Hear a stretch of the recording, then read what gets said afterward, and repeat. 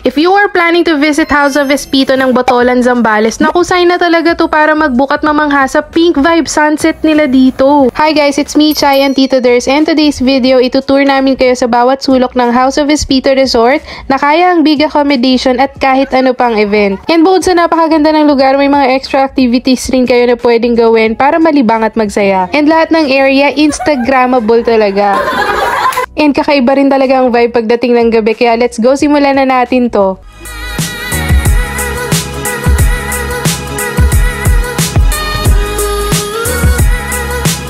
So guys, beachfront ang resort na ito and ganito siya kalawak.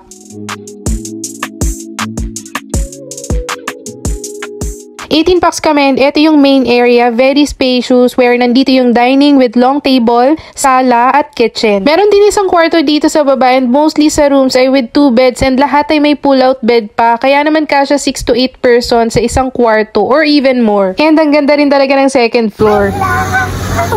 Ang lawak din talaga ng space dito sa second floor and ang bongga ng balcony sa sobrang ganda ng view. And here is Melanie naman just to show you kung gaano kalawak to. Perfect sa mga gustong magmuni-muni at syempre sa mga gustong mag-selfie.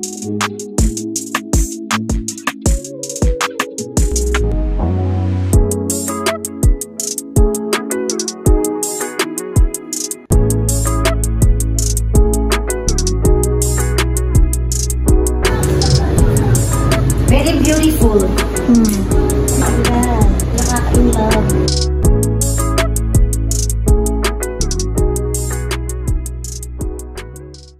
Din sila dito. Pwede tayo magkwentuhan, pwede magchismisan ng mga guys.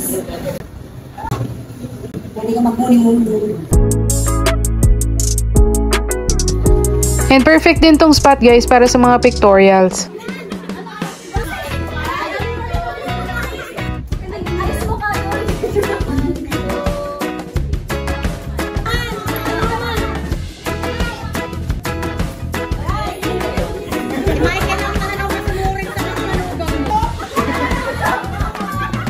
And tips sa mga pupunta, wag nyo kalimutan mag-pictorial dito sa second floor sa balcony kasi napakaganda ng sunset dito. Tignan nyo naman. Guys, tignan nyo. Sobrang pink, orange, yellow. Ang ganda.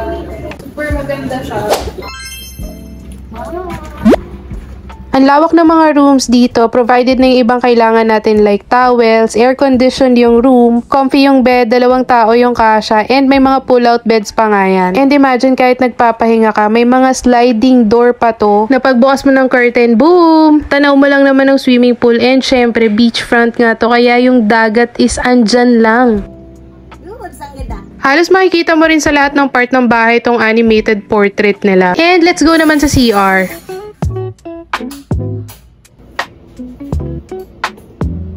Ang lalaki ng salamin, pwede talaga mag-selfie.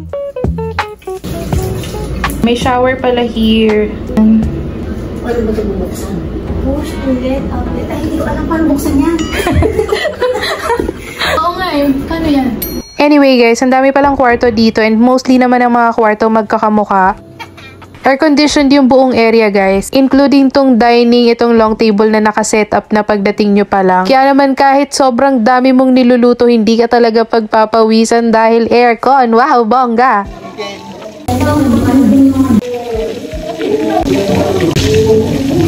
So guys, pwede rin tayong gumamit ng mga gamit nila dito. Di ba Kuya Mike? Ay, di ba Mike? Example to, rice cooker, coffee maker, thermos, anong mga ano nila dito. Grabe, ang daming gamit no? Oo, meron pa sila dito pang toast ng bread, pang induction, oven.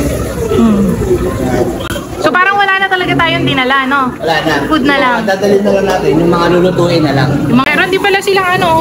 Oven, microwave, tapos water dispenser. Ay, bongga.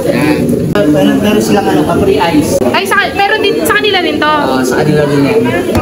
Yan, meron silang mga kawali, tapos may mga baso na rin dito. Tapos meron din silang ref. Sa sala, meron TV, speaker. Pwede mag-video, okay. Yun lang. Bongga! Ano naman yan? pang chop suey. Chop suey. Hindi mawawala to. Sige nga, isang shot nga. Isang shot. Ang sarap. And favorite part, ang ganda talaga sa kitchen pagka may center island. So guys, meron din silang ganitong part. Pwede kayo mag-barbecue, ihaw-ihaw dito. Katulad na lang doon. Hello. So lahat ng gamit na to guys, dito na yan. Dinala na lang talaga namin is food. So, nandito naman tayo sa labas ng villa. Villa ba to? Or resort? Resort. Resort pala! So, itutour naman namin kayo dito sa labas na part with the kids, syempre. So guys, ganito nga pala kalaki yung resort. Dito lang yan sa Botolan, Zambales. Bang mataba dyan. So dito sa park na to, meron tayo bonfire. So dito pwede ka mag-ganyan-ganyan. So yun lang. With the bonfire! Bonfire, tapos kakain ka ng marshmallow. Dito naman tayo sa ano. Ito, ano ba tawag dito? Pwede ring tambayan. Yes. Pwede magpasunog. Tingnan mo naman yung ano ko. Init na ako. Ay, may pabathtub dyan, B! Ayan. Ayan sila Kuya Jess. So Okay. dito meron tayong bathtub. Tapos meron tayo dito. Huy! So yun. Oh, pwede nyo palang punuin yan, guys. For the Yes. tubig. OMG. Oh my God, sobrang init dito. Ka-foreigner ka, pwede kang bumabad dito. Pero pagka hindi, di maitim na tayo masyado. Sobrang maitim na ang person.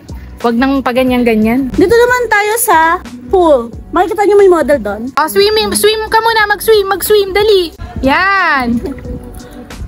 Oh, bongga. Yan ang sabi ko kanina, meron tayo ditong pool. Yan ang sa labas. Sobrang init na. Tingnan mo, pakita mo yung init ng araw. Come here. OMG.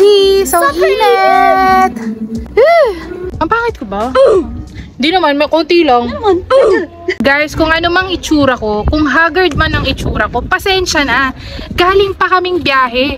Hindi pa ako nagpapalit, di ba? So, para mai-showcase namin sa inyo ang Zambales, Botolan, Espito, House of Espito Yes. Resort. So guys, dito tignan nyo naman, sobrang lawak na ito. Pwede mag-gathering.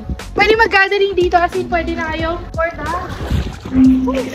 Oh my God, it's so hot. Pwede na kayo tumambay dito. Pwede na rin here. Here. As in, sobrang lawak. Kaya ako. Sobrang gusto ko. So ano guys, ano nang iniintay nyo sa vlog na to? I-subscribe na to. Ay. Ano? So guys, ganito siya kalaki. 1, 2, 3.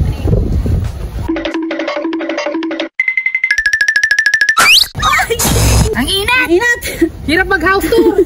Anyway guys, ito naman yung swimming pool area. Merong maliit na part dyan for kids. And yung pool naman, mababaw lang din naman siya. Pero ang maganda dito is tanaw na tanaw mo yung dagat. So ayan guys, 4 feet yung pool nila dito. Tignan nyo naman.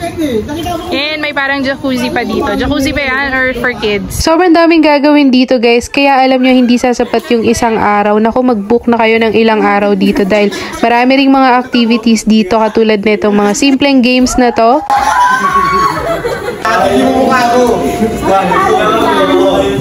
Walang gitna, walang gitna.